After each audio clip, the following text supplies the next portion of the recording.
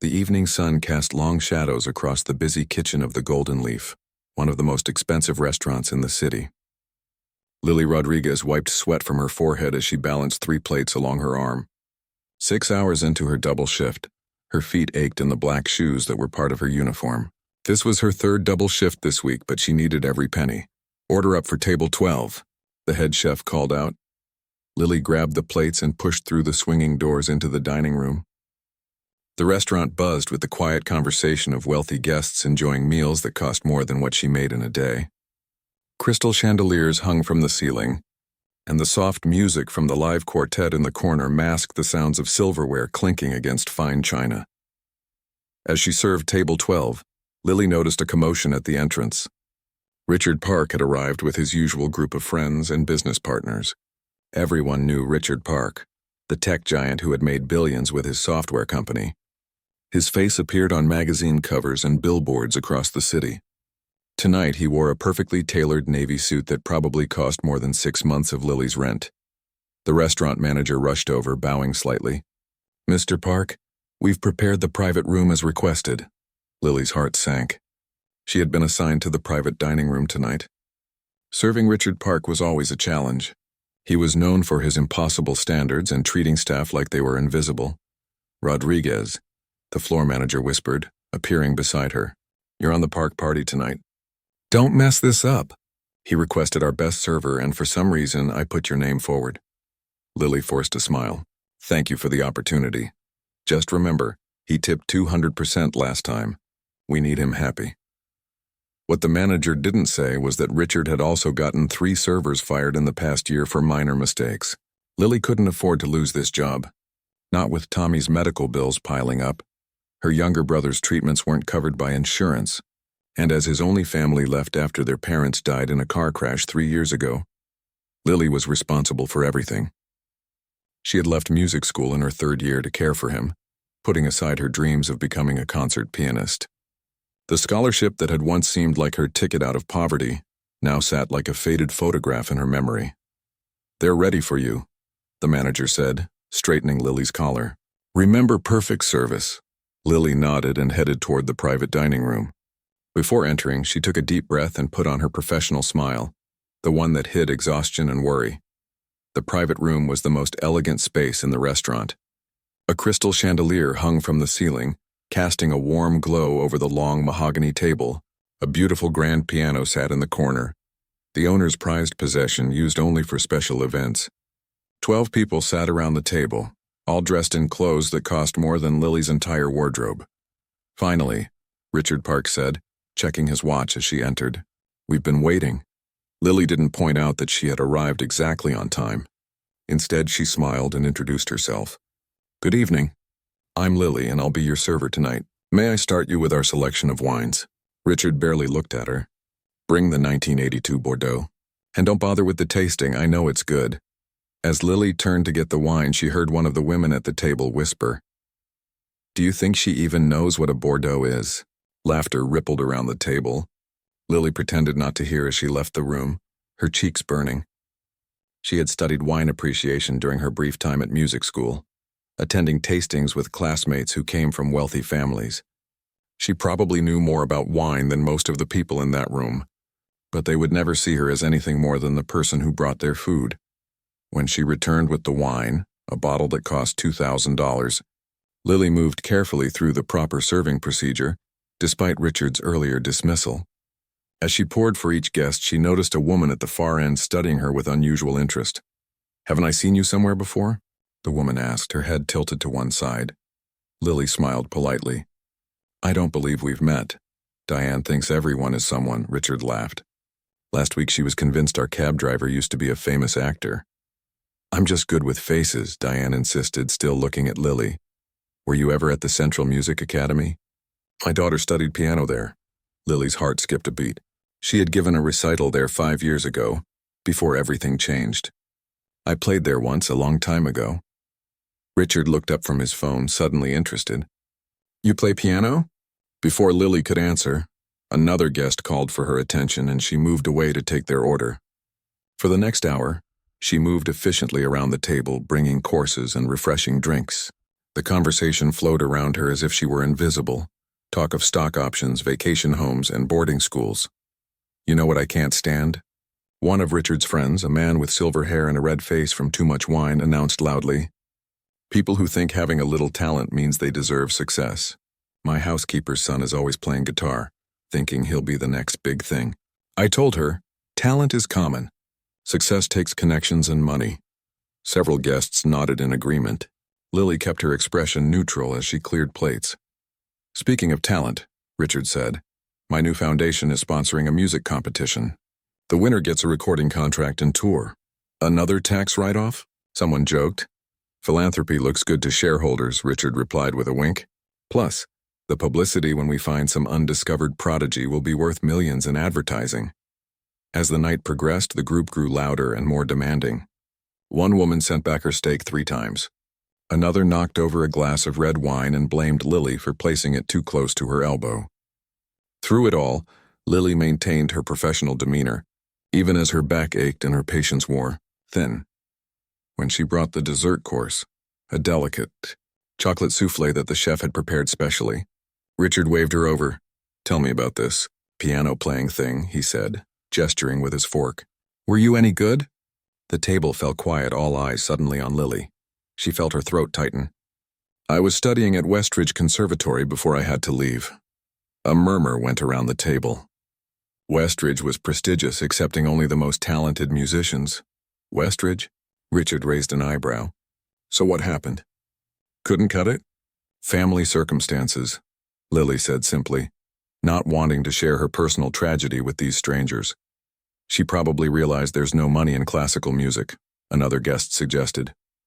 "Smart move, getting out early." As Lily moved to pour coffee, her hand trembled slightly. A drop, just a single drop of the dark liquid, splashed onto the white tablecloth near Richard's sleeve. The room fell silent. "Is this what passes for service here now?" Richard's voice cut through the quiet, his eyes fixed on the small dark stain. "I'm paying premium prices for amateur hour." "I'm very sorry, sir," Lily said, already reaching for a napkin to blot the spill. "Don't bother," Richard said, pulling his arm away as if she might stain that too. Then a strange smile crossed his face. "Actually, I think I know how you can make it up to us." Lily felt a chill at his expression. The restaurant manager had appeared in the doorway, alerted by some sixth sense that something was wrong. "You studied at Westridge, you say?" Richard continued. "And now you're serving coffee." He gestured toward the grand piano in the corner of the room. "Why don't you show us what might have been?" "Play something for us." Lily froze. I haven't played in years, sir." "Oh, come on," Richard insisted, his voice carrying a tone that made it clear this wasn't really a request. "We could use some entertainment with our coffee." The other guests joined in, some out of genuine curiosity, others simply enjoying her discomfort. "Yes, let's hear our waitress play. This should be amusing. Maybe we can throw her some tips if she's good." The restaurant manager caught Lily's eye and gave a small nod. The message was clear. Keep the customers happy, especially Richard Park. "Just one piece," Richard said, now standing to guide her toward the piano. His hand on her elbow felt like a vice. Unless, of course, that was all just talk about Westridge. "Maybe you were just the janitor there?" More laughter. Lily's face burned. She looked at the piano, a magnificent instrument that deserved better than to be part of this cruel game. Then she thought of Tommy, of his medical bills, of how desperately she needed this job. As she sat down at the bench, memories flooded back. The countless hours of practice, the calluses on her fingers, the joy when she mastered a difficult piece, the standing ovation at her last recital before her parents' accident. Lily placed her hands on the keys. They felt foreign and familiar all at once. "Well?" Richard prompted, watching her with amused expectation. "We're waiting." She took a deep breath and looked up at the group of wealthy strangers, all prepared to laugh at her failure. Then she began to play. The room fell silent as Lily's fingers hovered over the piano keys. Her heart pounded so hard she was sure everyone could hear it. 3 years had passed since she'd last played. 3 years of double shifts, hospital visits, and falling asleep too exhausted to even think about music. She could feel Richard Park's smug smile behind her. She knew what he expected. A fumbling attempt, a few wrong notes, something he and his friends could laugh about over their expensive brandy later. "Remember that waitress who thought she could play piano?" they would say. Lily closed her eyes. What should she play? Something simple would be safer after so long away from the keys.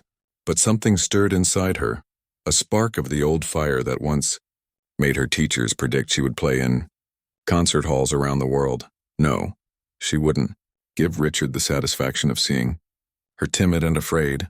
Her fingers found the opening notes of Rachmaninoff's Piano Concerto No. 2, one of the most difficult pieces in the classical repertoire. The piece she had been perfecting when her parents died. The first chords filled the room, dark, powerful, demanding attention. Lily kept her eyes closed, letting muscle memory guide her. The opening was tentative, her fingers remembering the patterns but still stiff from years of carrying trays instead of dancing across piano keys. A mistake, then another. Lily winced but kept playing. She could hear whispers from the table, probably mocking her. She thought about stopping, about mumbling an apology and returning to serving coffee. Then she remembered how it felt to play, truly play, and let the music flow through her. She had once described it to Tommy as breathing through your fingers. She took a deep breath now and let herself remember. Suddenly her hands loosened. The music began to flow more naturally. The piece moved from its brooding opening into the sweeping melody that had made this concerto famous. Lily leaned into the keys, no longer thinking about Richard or his friends or even her job. There was only the music. The room had gone completely silent except for the sound of the piano. No clinking glasses, no whispered comments. The staff had gathered at the doorway, watching with wide eyes as the waitress they'd worked alongside for 3 years transformed before them, as Lily reached the heart of the first movement, the part where orchestra and piano battle like storm clouds before. Resolving into harmony, she opened her eyes. The expressions around the table were no longer mocking. Several guests sat with mouths slightly open. One woman had tears streaming down her face. And Richard Park, the arrogant billionaire who had meant to humiliate her, stared with an expression she couldn't quite read. Lily played on, her confidence growing with each measure. Her fingers found their old strength and agility. She played with what her favorite teacher had called honest emotion, the quality that had set her apart from technically perfect but emotionally empty performances. When she finally struck the last chord, the silence that followed felt electric. For a moment, no one moved or spoke. Lily's hands trembled as she rested them in her lap, suddenly self-conscious again. What had she done? She had probably just lost her job with this display. Then applause broke out. Not polite, obligatory applause, but genuine, spontaneous clapping. The woman who had been crying stood up, still wiping her eyes. "That was extraordinary," she said. Other voices joined in. "I've heard that piece at Carnegie Hall, and this was better. Where have you been hiding?" I had no idea. Only Richard remained silent, his expression unreadable. Lily stood awkwardly, smoothing her server's uniform, not sure what to do next. Should she continue serving them? Pretend this never happened? The restaurant manager appeared beside her, eyes wide with shock. "I had no idea," he whispered. "Why didn't you ever say anything?" Before Lily could answer, Richard finally spoke. "You played that from memory." It wasn't a question. Lily nodded. "And you haven't played in how long?" 3 years, she said softly. A heavy silence fell over the room again. Richard stood up and walked to the piano, running his fingers lightly over the polished wood.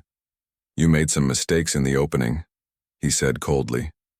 The room tensed.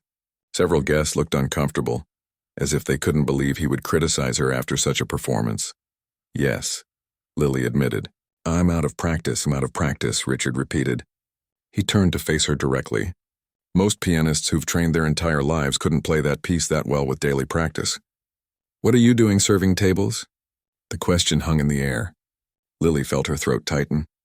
What could she say? That life had gotten in the way of dreams? That talent meant nothing when medical bills piled up and your brother needed medication to survive? "I have responsibilities," she finally said. Something shifted in Richard's expression, a flicker of what might have been respect. One of his friends, a woman with silver hair twisted into an elegant updo, leaned forward.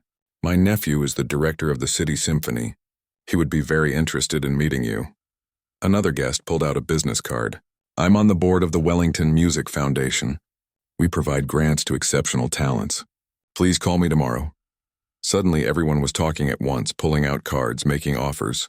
Lily stood frozen, unable to process what was happening. The restaurant manager beamed as if he'd personally discovered her talent. Only Richard remained quiet, watching the scene with narrowed eyes.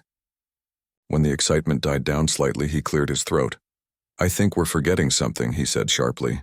Ms. Rodriguez is here to serve our dinner, not to audition, and she still hasn't properly apologized for spilling coffee on a $5,000 tablecloth. The room went cold. Lily felt the sting of his words like a physical blow. After everything, after bearing her soul through music, he was still determined to put her in her place. You're right, sir, she said quietly. I apologize for the spill. Would you like me to bring fresh coffee? Something flashed across Richard's face, surprise perhaps that she hadn't argued back. He studied her for a long moment, then nodded curtly. As Lily turned to leave the room, the silver-haired woman caught her arm gently. Don't lose my card, she whispered. Promise me you'll call. Lily nodded, though she wasn't sure if she would. The last time she'd followed her musical dreams, life had taught her a harsh lesson about priorities. In the kitchen, the staff bombarded her with questions. Where did you learn to play like that? Are you some kind of prodigy? Why didn't you ever tell us? The head chef, a usually stern man who rarely spoke to the serving staff, patted her shoulder as she prepared the fresh coffee. My sister is the music critic for the Daily Herald, he said. I'm calling her tonight, Lily shook her head. Please don't, I'm not looking for attention. Talent like yours doesn't come along often, he insisted. It would be wrong to ignore it. When Lily returned to the private room with fresh coffee, the atmosphere had changed. The guests watched her with newfound curiosity and respect. All except Richard, who pointedly avoided looking at her as she refilled cups and cleared dessert plates. As the party prepared to leave, guests pressed business cards into Lily's hands. The woman who had cried hugged her impulsively. You brought back memories of my mother, she whispered. She played that same piece at her last concert before she died. Throughout it all, Richard remained distant, speaking only to give Lily curt instructions about the bill. When he handed her his credit card, their eyes met briefly. Something unspoken passed between them, a challenge of sorts. You surprised me tonight, he said finally as she returned with the receipt. That doesn't happen often. Lily wasn't sure how to respond. Was this his version of a compliment? An apology? Thank you for the opportunity to play, she said carefully. It had been a long time. Richard studied her face for a moment longer, then turned away without another word. After the party left, Lily began cleaning the private dining room, her mind still spinning from the events of the evening. The manager approached, helping her stack dessert plates. Park left you a $1,000 tip, he said, looking impressed. Lily nearly dropped the plates. What? And he left this. The manager handed her a small, cream-colored business card. Unlike the others she'd received, this one had only a phone number. No name, no title, no company. He said to call tomorrow at 10 a.m. sharp. The manager looked at her with new respect. I think your life just changed, Rodriguez. Lily stared at the card, turning it over in her hands. She thought of Tommy, of the medical bills, of the dreams she'd packed away 3 years ago. Could she dare to hope again? Or was this just another cruel game from a man who enjoyed displaying his power over others? As she finished her shift in the early hours of the morning, the Rachmaninoff still echoed in her mind. For a few minutes tonight, she had remembered who she used to be, who she might still become. She tucked the business card carefully into her wallet, next to a faded photograph of her parents. Tomorrow at 10 a.m., she would find out what Richard Park really wanted. Lily barely slept that night. She tossed and turned in her small apartment, the events of the evening playing through her mind on repeat. The feeling of the piano keys beneath her fingers, the stunned faces of Richard's guests, the $1,000 tip and mysterious business card with only a phone number. When her alarm buzzed at 7, she had already been awake for an hour, staring at the ceiling. She made coffee and sat at her tiny kitchen table, the business card propped against the sugar bowl. Should she call? What if it was just another way for Richard to humiliate her? Maybe he wanted to offer her a job playing background music at his parties. A glorified servant still, just with different duties. But what if it was something more? She sipped her coffee and checked her phone. 3 missed calls from the restaurant manager, and several text messages from co-workers who had heard about what happened. News traveled fast. She ignored them all and opened her messages to her brother instead. "Tommy, you awake? Can I come by before your treatment today?" 3 dots appeared immediately. "Sure, sis. Everything okay? You're usually at work now. I'll tell you when I see you. Be there in 30. The hospital was a 20-minute bus ride from her apartment. Lily had made the trip so many times she could do it with her eyes closed. As she sat watching the city wake up outside the window, she thought about what to tell Tommy. He would say she should call the number, of course.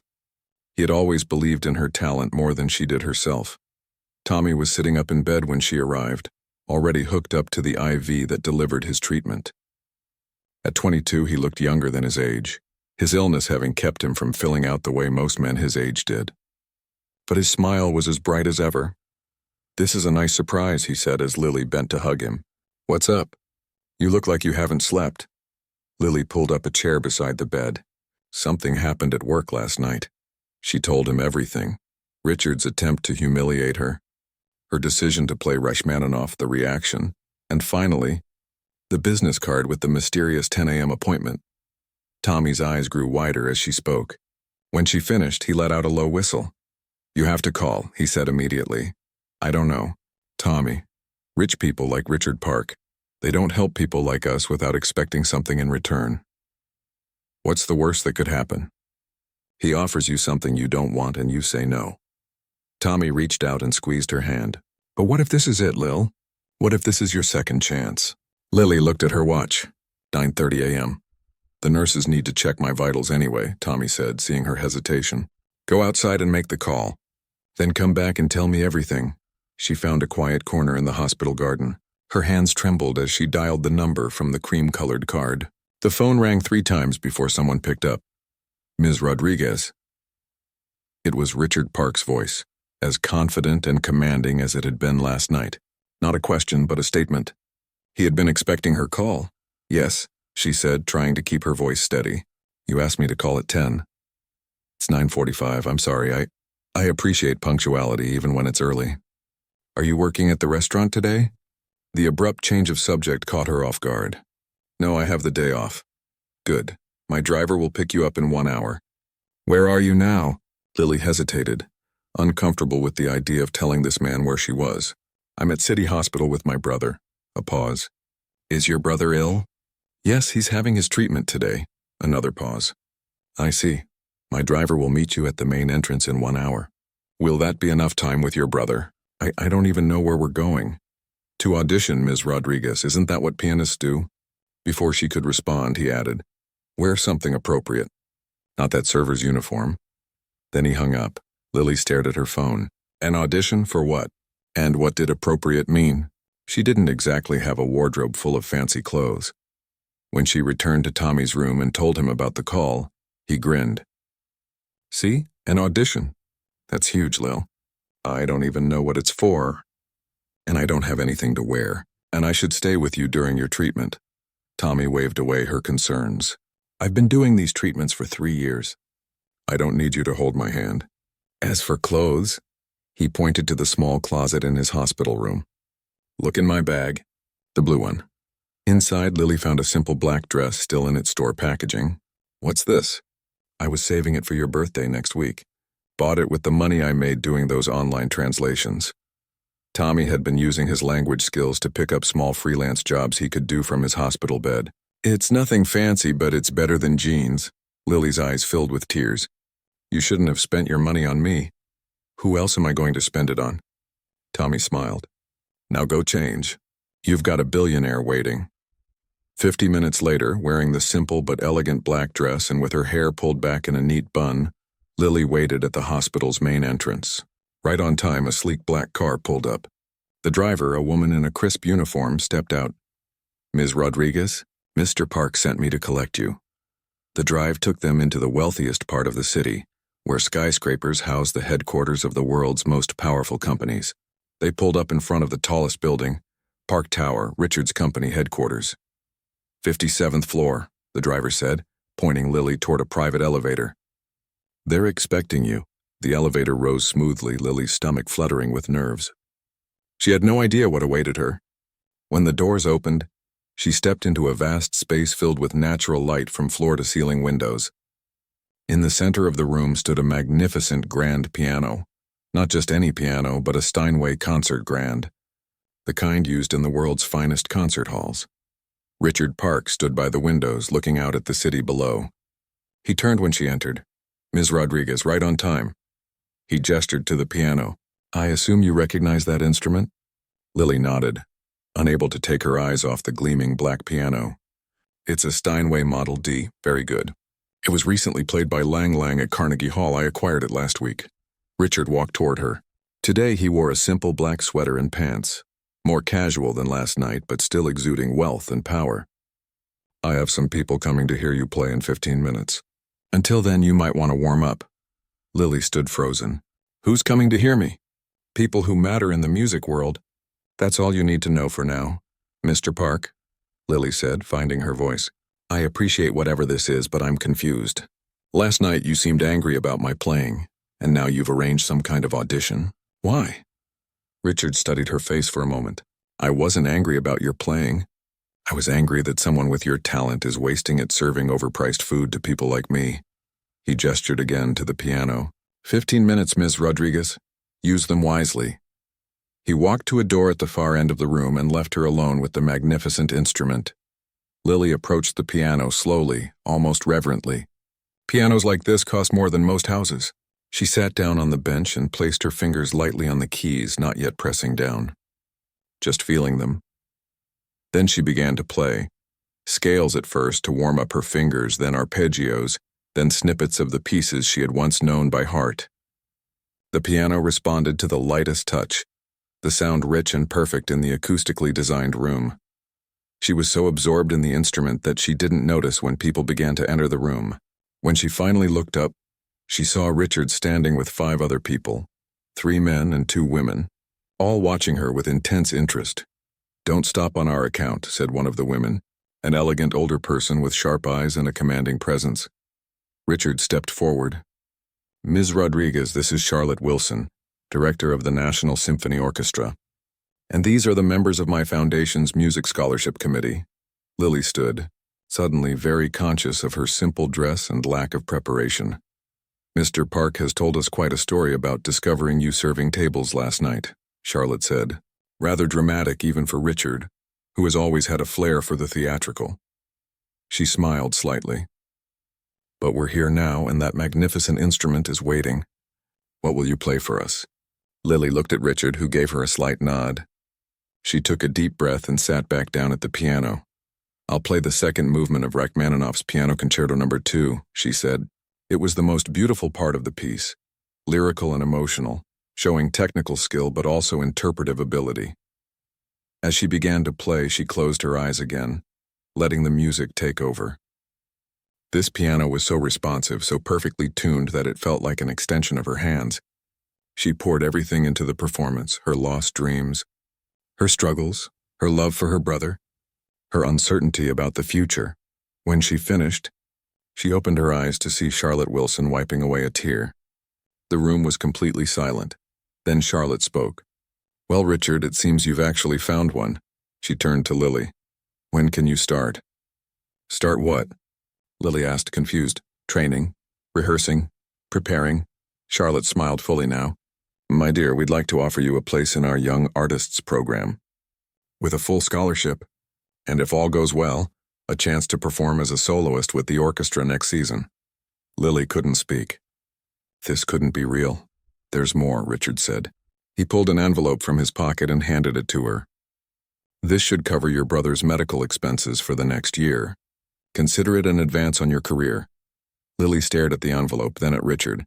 "Why would you do this?" Something flashed across his face, an emotion she couldn't quite read. "Let's just say I know what it's like to have talent recognized too late.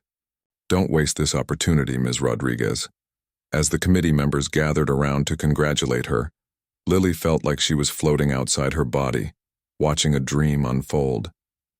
Yesterday she had been a waitress with forgotten dreams. Today she held her future in her hands, and somewhere in the back of her mind a small voice whispered, "What does Richard Park really want in return?"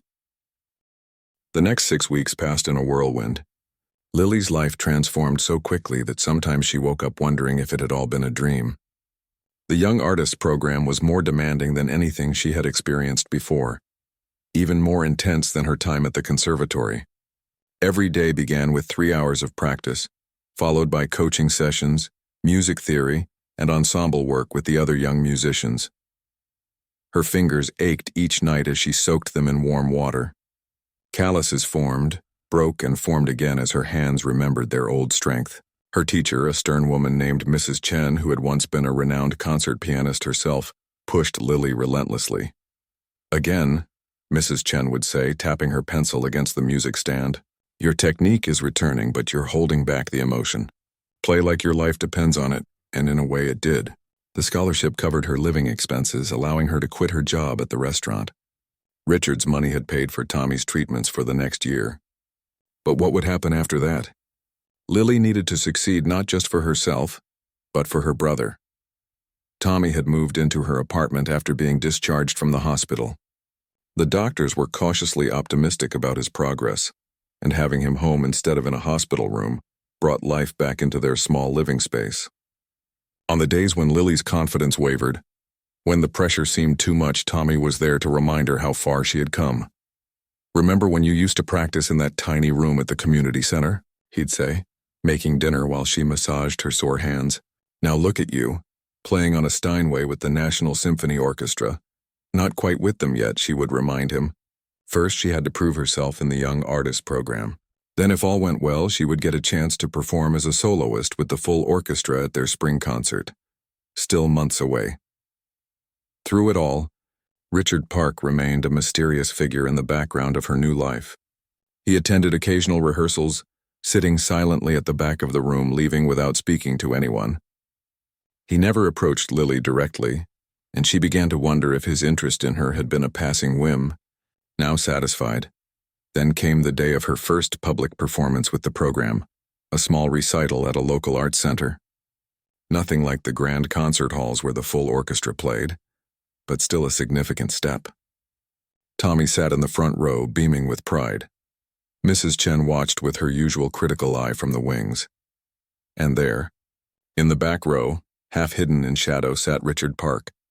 Lily tried not to look at him as she played a Chopin nocturne, keeping her focus on the keys and the music. When she finished to enthusiastic applause, she finally allowed herself to glance at his seat. He was gone. After the recital, as audience members gathered around the young musicians with congratulations, Tommy pushed through the crowd to hug his sister. "You were amazing," he said, his eyes shining. "Mom and Dad would have been so proud." Lily blinked back tears. "I kept thinking about them during the nocturne. Dad loved Chopin. Ms. Rodriguez." A deep voice cut through the chatter around them. Richard Park stood a few feet away, hands clasped behind his back, face unreadable as always. "A word, please." Tommy squeezed her arm and stepped back, giving them privacy. "You attended?" Lily said, unsure what else to say. "I did."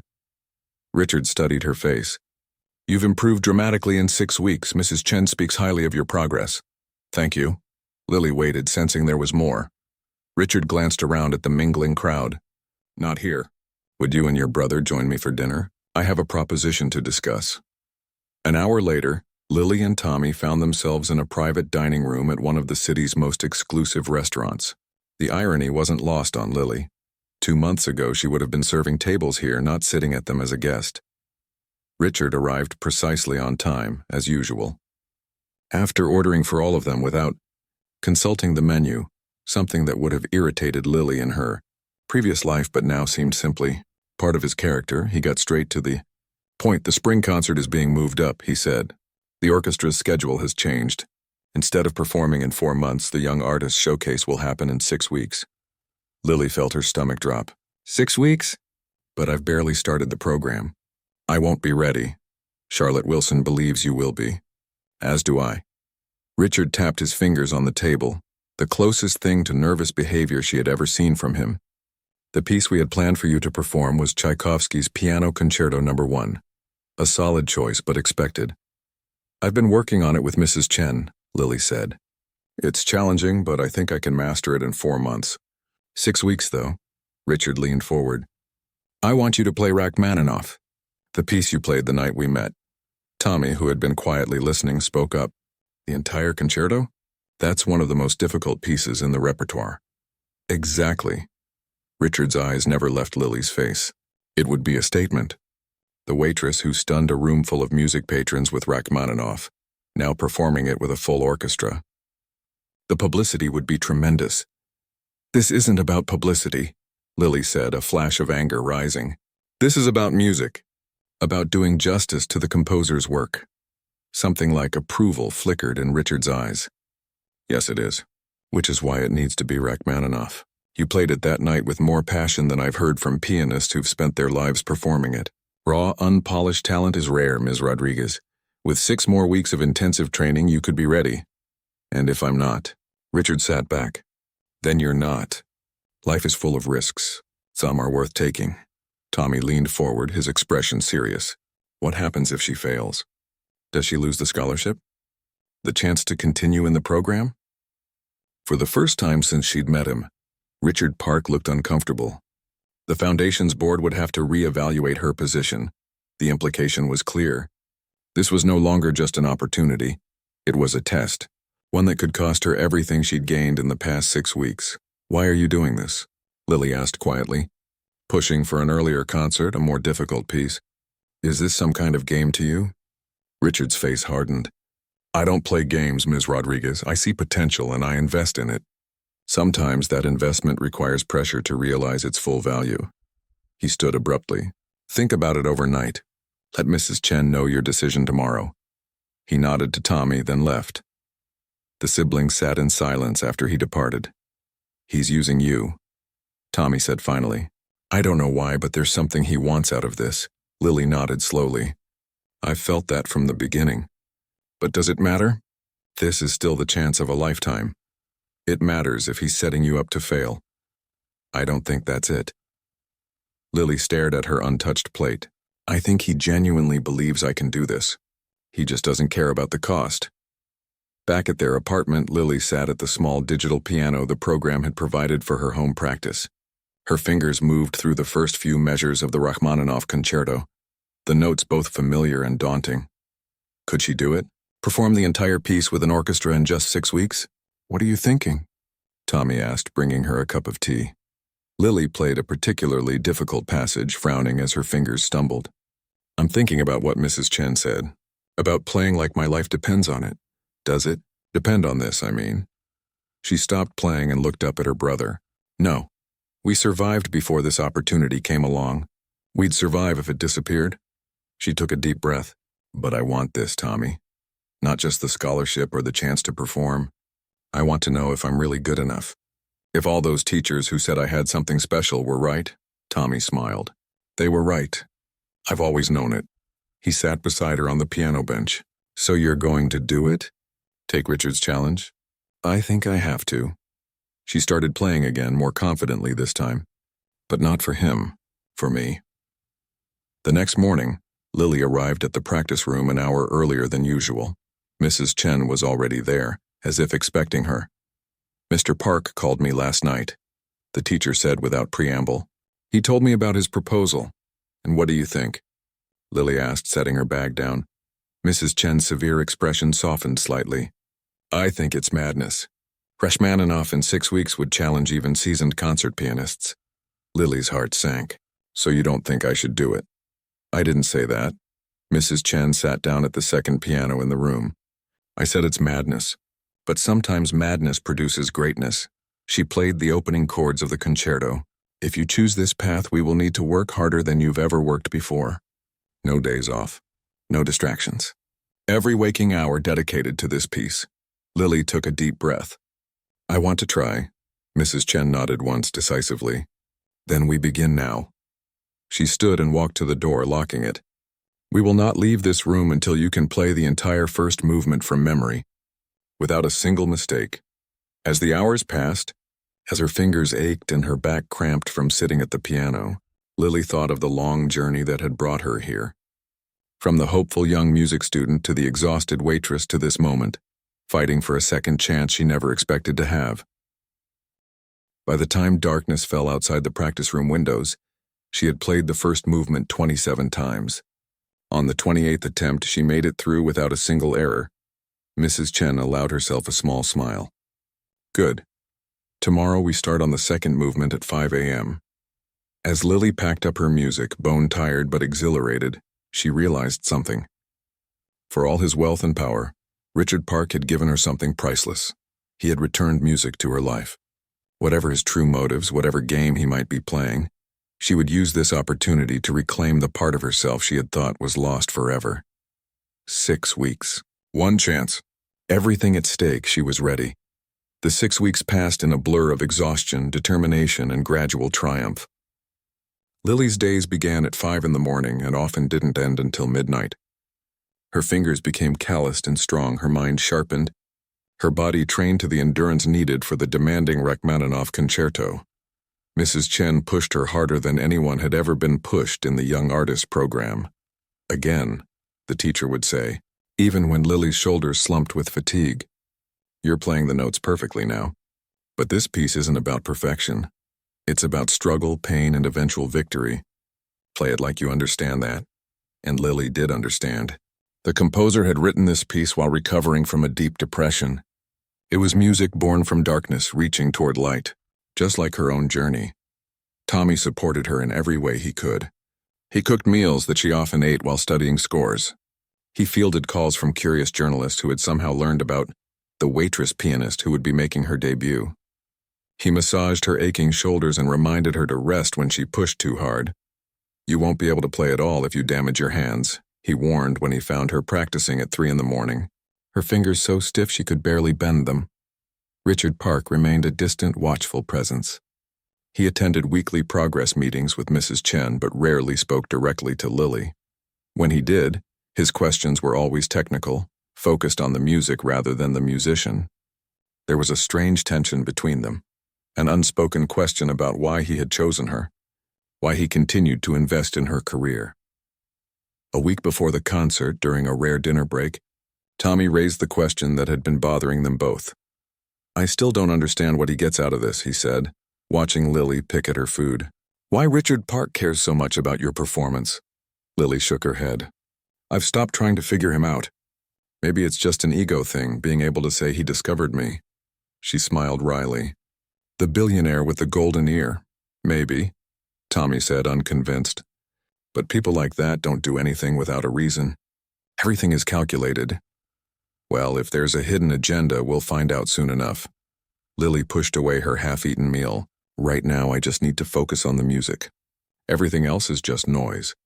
The day of the concert arrived crisp and clear, with the first hints of spring warming the air.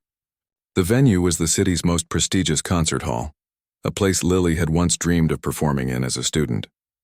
Now her name was on posters outside alongside the orchestras. Introducing Lily Rodriguez, piano soloist in elegant script beneath the program listing, Rachmaninoff, Piano Concerto No. 2 in C minor. Backstage was organized chaos. The orchestra members tuned their instruments. The conductor, a famous maestro who had flown in specially for this performance, reviewed his notes. Stagehands adjusted the lighting. And in a small private room, Lily sat in silence, eyes closed, mentally playing through the entire concerto. A knock at the door broke her concentration. Tommy entered carrying a small package. You should be in your seat, Lily said, though she was glad to see him. I will be, but this was just delivered for you. He handed her the package. From Richard Park. Lily frowned and opened it carefully. Inside was a folded note and a small velvet box. The note read simply, "These belong to my mother."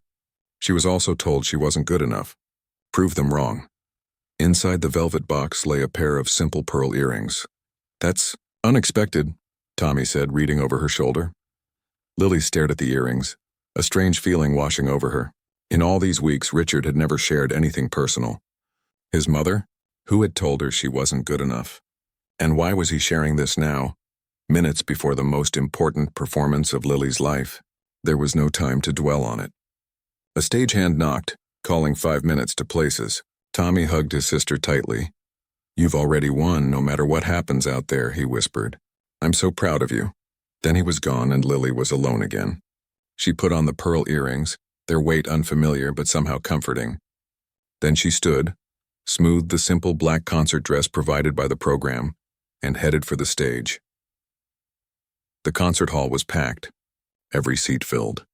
Lily had performed for small audiences during the program, but nothing like this. Nearly 2,000 people waited to hear her play. As she walked onto the stage, the applause washed over her like a wave. She bowed as Mrs. Chen had taught her, then took her place at the magnificent Steinway that dominated center stage. The conductor nodded to her, a reassuring smile on his face. Then silence fell. Complete expectant silence. Lily placed her hands on the keys. In that moment of stillness before the music began, she looked out at the audience. Tommy sat in the front row grinning widely. Mrs. Chen was a few seats away. Her usual stern expression softened with what might have been pride. And there, in the center of the third row, sat Richard Park. For once his face wasn't impassive. He leaned forward slightly, his eyes intense, almost willing her to succeed. Lily took a deep breath and began to play. The famous opening chords of the concerto filled the hall. Dark, brooding, questioning. Then the orchestra joined, surrounding her notes with rich harmony. The piece built gradually, like a story unfolding, struggle giving way to beauty, doubt transforming into certainty. As she played, Lily felt something strange happening. The months of practice, the years of hardship, the loss of her parents, the struggle to care for her brother, all of it flowed through her fingers into the music. This wasn't just Rachmaninoff's story anymore. It was hers. The first movement ended to appreciative applause. Lily barely noticed. She was already focused on the second movement, the heart of the piece with its famous, achingly beautiful melody. As she played these more tender passages, she thought of Tommy, of their parents, of all they had lost and found again. By the time she reached the third movement, with its driving rhythm and triumphant theme, Lily was no longer thinking at all. She was simply feeling, existing within the music, her fingers finding the keys as naturally as breathing. The final minutes of the concerto built to a powerful climax. Piano and orchestra united in a statement of hard-won victory. When the last chord faded, there was a moment of complete silence. Lily remained frozen, hands still on the keys, hardly daring to breathe. Then the audience erupted. Not polite, respectful applause, but a standing ovation that shook the hall. People shouted, "Bravo!" Flowers were thrown onto the stage. The conductor was beaming as he helped Lily to her feet for a bow. Through tears of joy and exhaustion, she looked out at the audience. Tommy was cheering louder than anyone, his face streaked with tears. Mrs. Chen was actually smiling, a rare sight that made Lily laugh through her own tears. And Richard Park stood perfectly still amidst the celebrating crowd, looking at her with an expression she had never seen before. Not calculation or assessment or even approval. It was recognition. The reception afterward was a whirlwind of congratulations, offers, and praise. Music critics, record label representatives, concert promoters, all wanting a moment with the night's sensation. Through it all, Lily kept looking for Richard, wanting to thank him, to ask about the earrings, to understand at last why he had chosen her, but he was nowhere to be found. Finally, as the crowd thinned and Tommy helped her gather the many bouquets she'd received, a familiar voice spoke behind her. "Ms. Rodriguez." She turned to find Richard standing there, hands clasped behind his back as usual, but something was different. The hard edges of his personality seemed softened. "You were looking for me?" he asked. "Yes." Lily touched one of the pearl earrings. "I wanted to thank you." "For these?" "For everything." Richard nodded slightly. "They suit you. They were your mother's?" A shadow passed over his face. "Yes, she was a pianist too. Not professionally, she wasn't allowed to be. Her family didn't approve. By the time she was free to pursue music again, it was too late.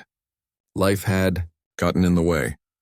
Suddenly, pieces of the puzzle fell into place. That's why you did all this. For her, perhaps." Richard's gaze was direct now, without its usual coldness. "Or perhaps I did it because talent deserves a chance. Because not everything in this world should be decided by privilege and connections." A ghost of a smile crossed his face. "Even I can recognize injustice when I see it." Tommy approached cautiously, sensing the importance of the conversation. "Your brother's treatments are progressing well?" Richard asked. "Yes," Lily said. "The doctors are very optimistic." "Good. I've taken the liberty of establishing a fund for his continued care. Whatever happens with your career, which after tonight I suspect will be extraordinary, his medical needs will be covered." Lily stared at him, speechless. Richard straightened his already perfect tie. "The critics are calling your performance a debut for the ages. You'll have offers. Many of them. Choose carefully." He started to turn away, then paused. "And Ms. Rodriguez? My mother would have been honored to hear you play in her earrings." As he walked away, Tommy squeezed Lily's hand. "So that's what this was all about. He saw himself in you, or his mother. Maybe." Lily watched Richard's retreating figure, or maybe he just needed to believe that second chances are possible. That it's never really too late.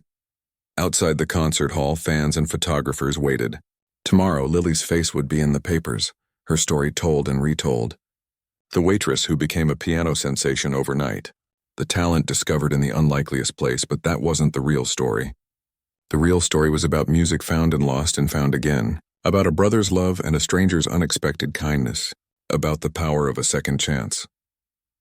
As Lily stepped out into the cool night air, surrounded by well-wishers, she realized that the most difficult piece she would ever play was already behind her. Not Rachmaninoff, but the journey that had brought her to this moment. And like the concerto, it had ended in triumph.